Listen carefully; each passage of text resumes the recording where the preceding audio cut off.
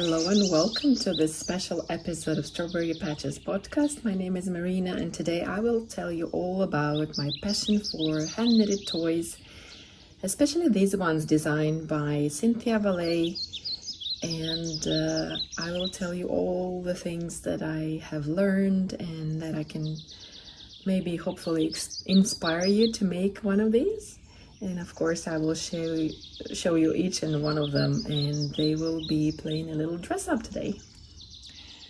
And here is the 12 animals that I have knitted so far, and I decided to film them on this kitchen because one of the characters is a cook and it's the pig, although in the book Mouche and Friends it's her husband who is the amazing cook, but since I only have made one piggy, it's going to be her. As you can see, my children enjoy playing with this kitchen and with the toys, and that's one of the things that I really love about these animals is they are so amazing to play with. Now let's look at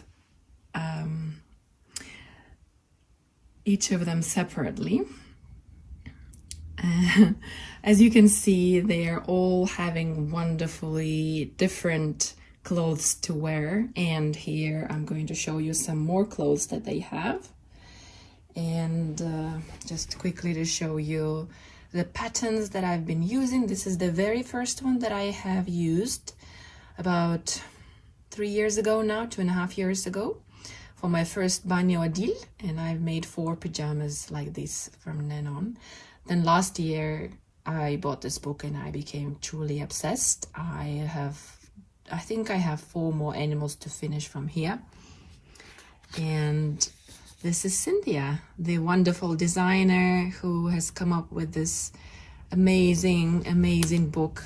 I have only good things to say about this book. The patterns are so thorough and there are lessons for all the techniques that you can think of, and lots of pictures, and the best part is that each character gets a separate page and a story and a name and quite detailed and easy to follow instructions. So if you're intimidated by these animals, don't be, because literally Cinthia is holding your hand throughout all of this process, and I found it very intuitive after a couple of animals. I am really finding it easy to do.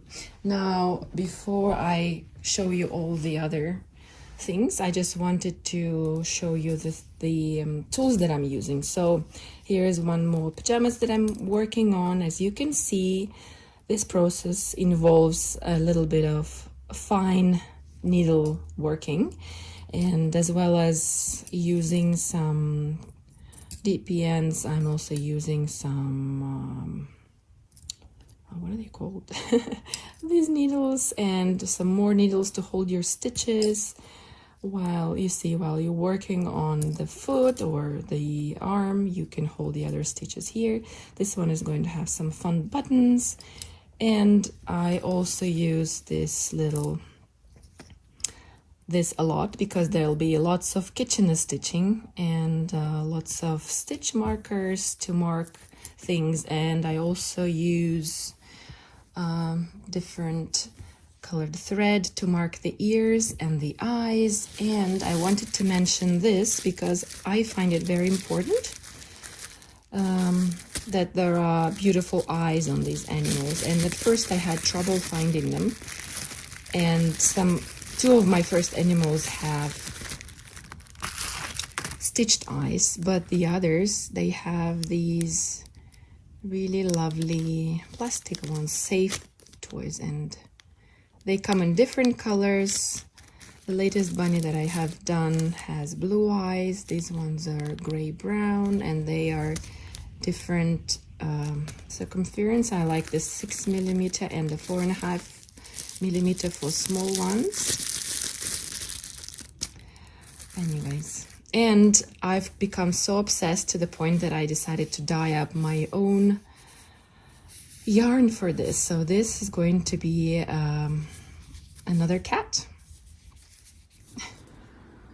There is even one more thing that I want to show you. So I am an indie dyer, so excuse the mess, but I am really looking forward to making the orangutan and the squirrel.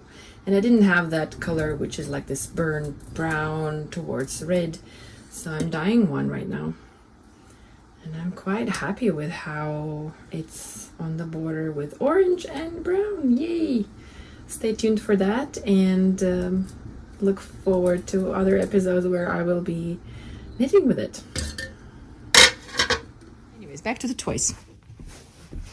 I have some notes here, and I'm going to tell you all about these wonderful animals, hopefully. I started with this bunny, and my daughter Lydia has played with it so much, as you can see all these accessories coming here. And I have used my hand-dyed yarn, which is a BFL and nylon, and I have just stitched the eyes, because back then I didn't know I'm going to make more, so I thought, oh, I cannot wait until I have more eyes. So these animals, the best part about them is you start with the most difficult probably part, with the tip of the nose. And this is the tricky part, because you have about 4 stitches for most of them to start with, and then it grows and grows. And once you're past the fiddly part, it's quite easy.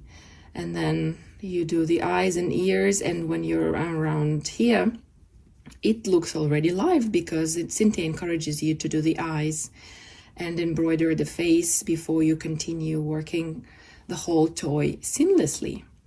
So as you can see, I did a small, it is a smaller size, and it has this cute little tail. And this bunny is about 2.5, 3 years old, and I love how this yarn held up.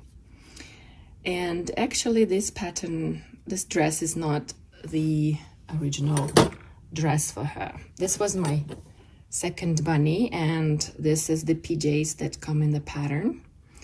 With this one, I used different yarn, and I ran out, so the legs are a bit different color, but nobody minds that. She's still loved. And you see how their faces are different depending on how you embroider it. And the ears construction is so cute, and it does look like a real bunny. So in the pattern, Bunny Odile has a friend, niece, and they have pajamas, a sweater, and a dress. This is the recent bunny that I have finished. And this time I used those eyes that I showed you, and she's wearing one of the dresses that I made before and some socks. They also come in the pattern. There is also a sweater, which I never made, because I made a few of these dresses. As you can see, there's this dress, and I slightly modified another one, which is the same but without the bubbles. I just wanted something quick. Here's the pajamas. So, and then I was hooked. Then the book Mouche and Friends came out, and in that book I started not with the bear but with the cat. This is Giorgio. In the book he doesn't have the mustache, but my cat does have it. And oh, I don't know what my daughter did. She probably painted his mustache.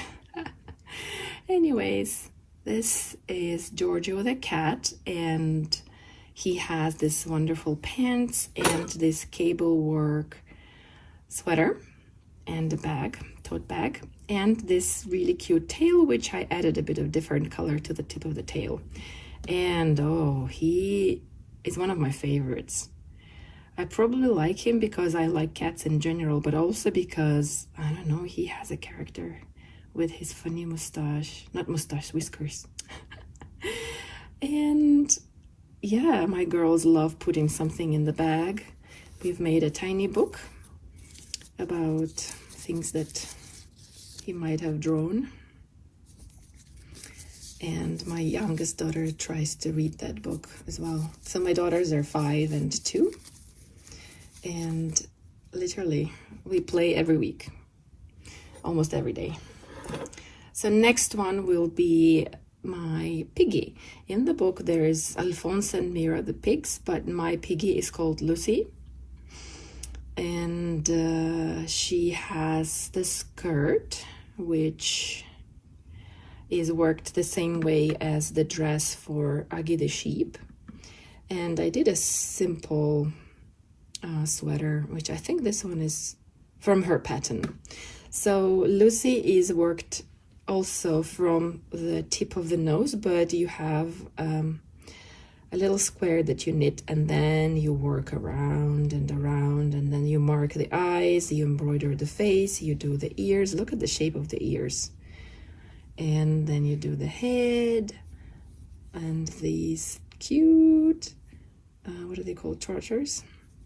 And of course I have to show you the wee tail. It's so cute. So Lucy is one of my favorites as well. She's just so smiley and so cute.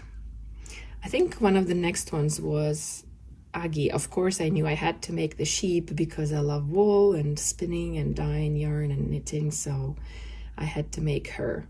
And in the book she seemed like a pretty easy animal to do, because again it starts with the nose and the ears are quite small. And see, maybe I should have put like a little felt, like Cinthia suggests, between the eye and the washer, because you could see the washer through the fabric, but I didn't this time.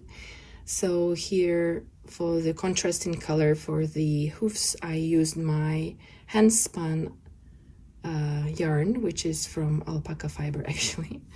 And I did a little modification. My daughter Lily was asking me how come the sheep doesn't have a tail. So I googled and actually found out that sheep are born with quite long tails. So I did a little magic on it and I made a tail.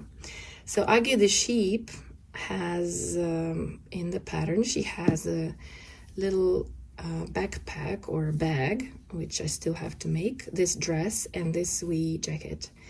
And this dress is so cute. It took a little bit of learning to do these vertical stripes, but this is the great thing about making these animals. You learn these techniques on a much smaller scale, and it's not so scary as it is, or it would have been if they were, say, a bigger garment. So this is Aggie in her dress, and this is her vest, which is made from these loops, which, oh my god, it took me forever, but the result is totally worth it. Will I make another one? No. But am I happy I made this one? Yes. So here is Aggie and her little vest. Who shall we talk about next? The bear. So in the book his name is Mouche, but when I made mine I realized it wasn't a bear daddy, it was a mama, and her name is Masha, which is a very typical Russian name. And I made these dungarees for her out of my hand-dyed yarn with silk, and of course she has a cute tail. And as soon as I made her, I realized she needs a cup. So this one I made in just 3 days. It was so easy and so fast because it's just, you know, a smaller scale, again with a little tail. These pants are the same as for the cat, and the sweater is the fisherman's rib, I think, sweater for the Tsutsu bear. Oh, he's not from the Mouche and Friends book. He's a separate pattern called Tsutsu bear, and he has a hat which my daughters destroyed because they pulled out the pom-pom, and he has 2 other versions of this pullover. So here is Masha, and funny enough, we called the baby bear not Tsutsu but Freddie, after Freddie Mercury. I think we had a phase of listening to Queen songs.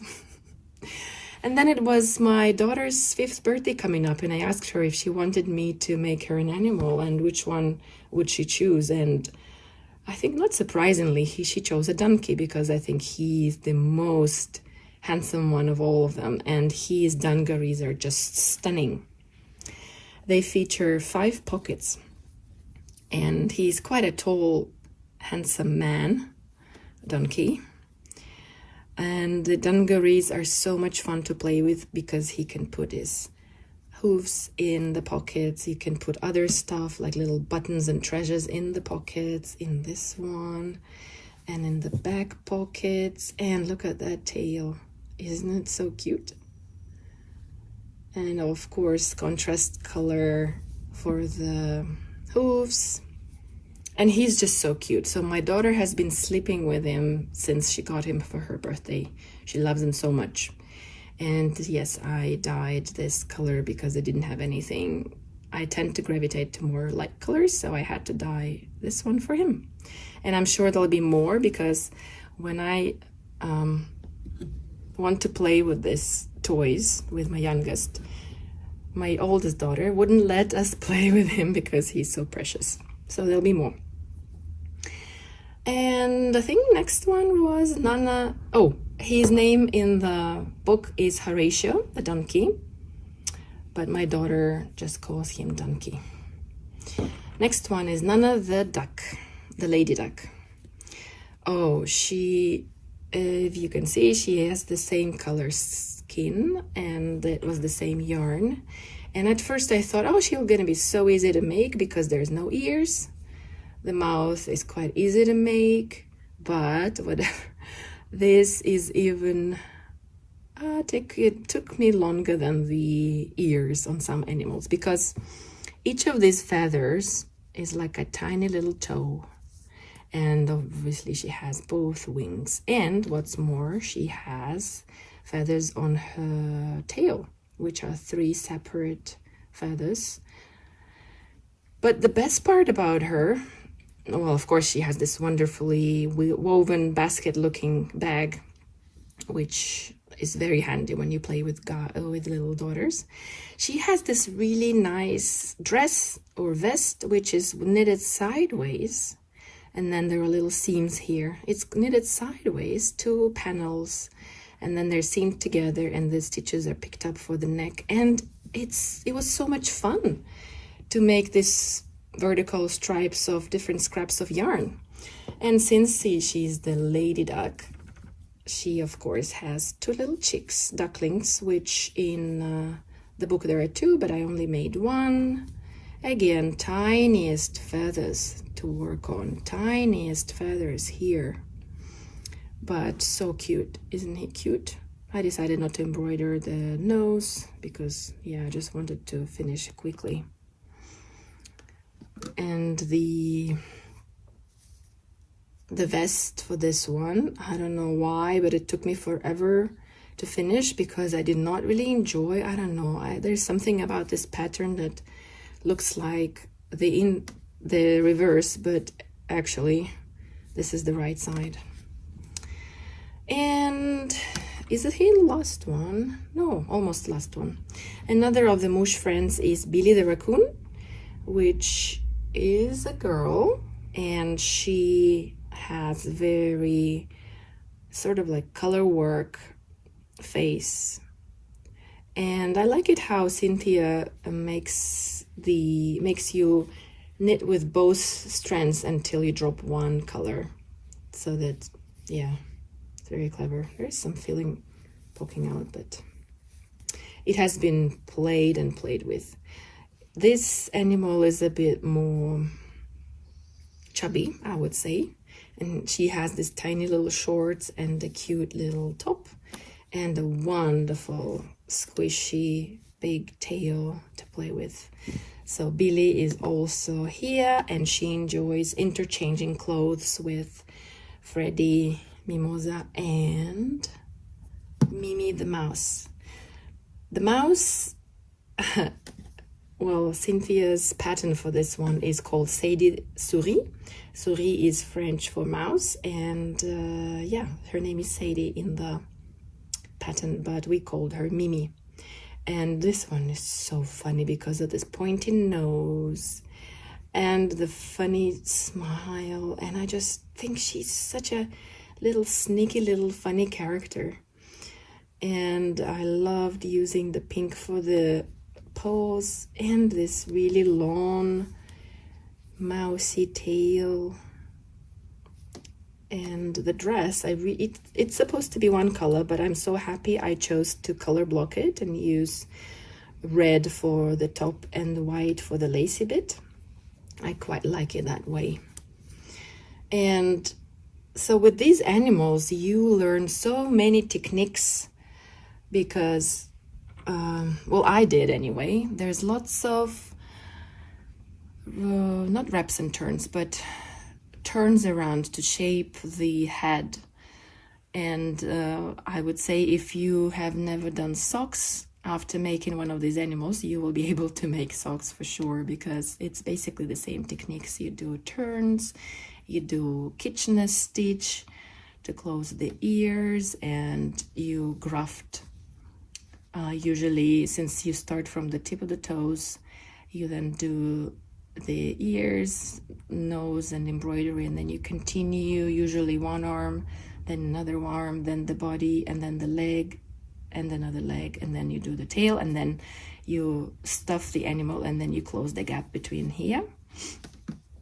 So all of these tails are different, and I love how Cinthia managed to capture each animal's sort of defining features. And just look at the Dunkey. I think he's just the best design because he is so cute looking. Now I'm going to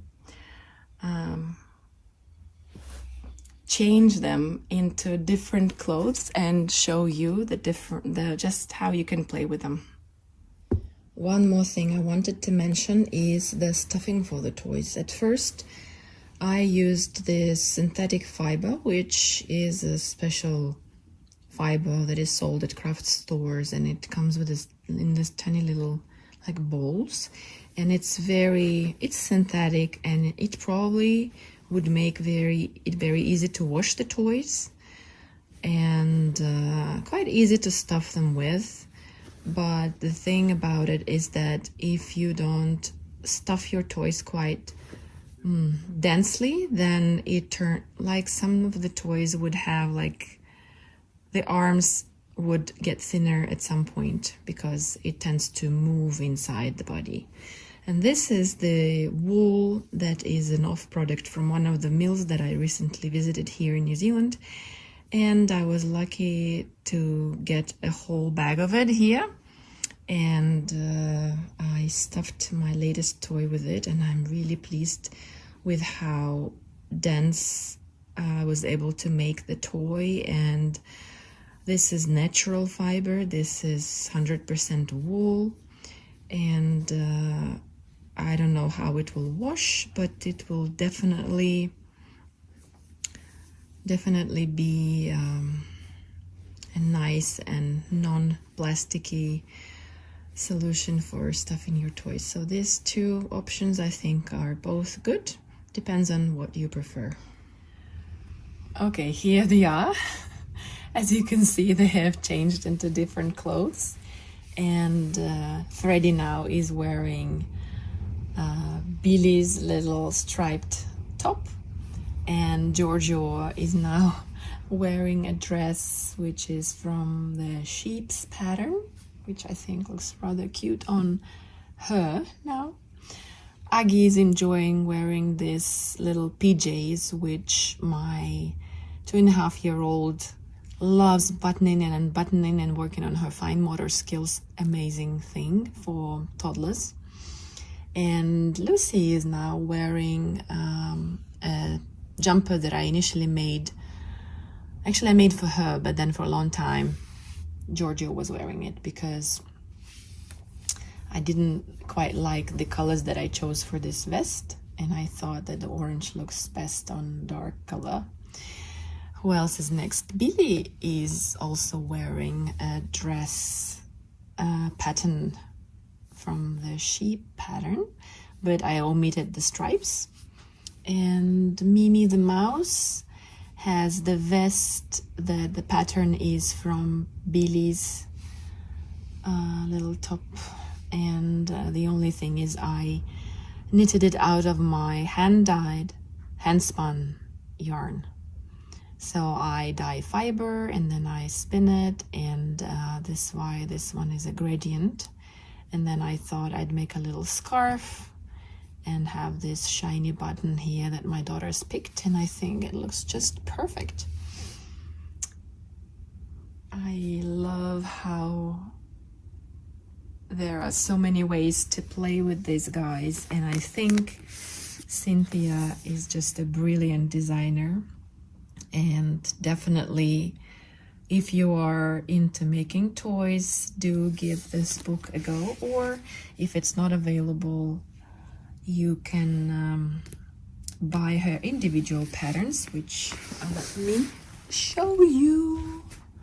I have them right here for you guys on Ravelry. Here are most of the animals that are available. As you can see, the most popular ones. And I'm planning to do this one next. The turtle is to be made, the squirrel, the mole, the lion, the wolf, the orangutan, and the bison. And maybe this one.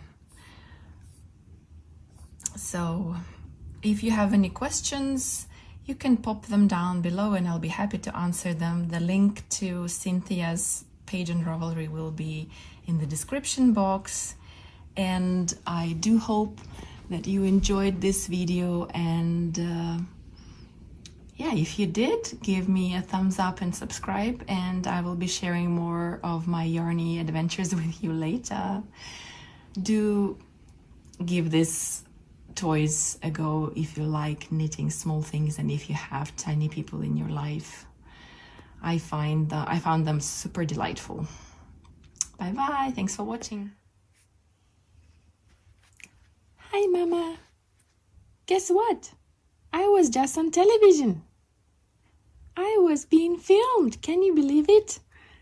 Oh yes, my dear, of course, why wouldn't you be?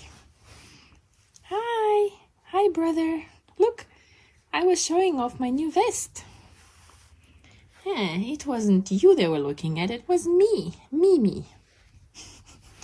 So this is just, you know, how we play with these little animals. And my daughters have their favorites.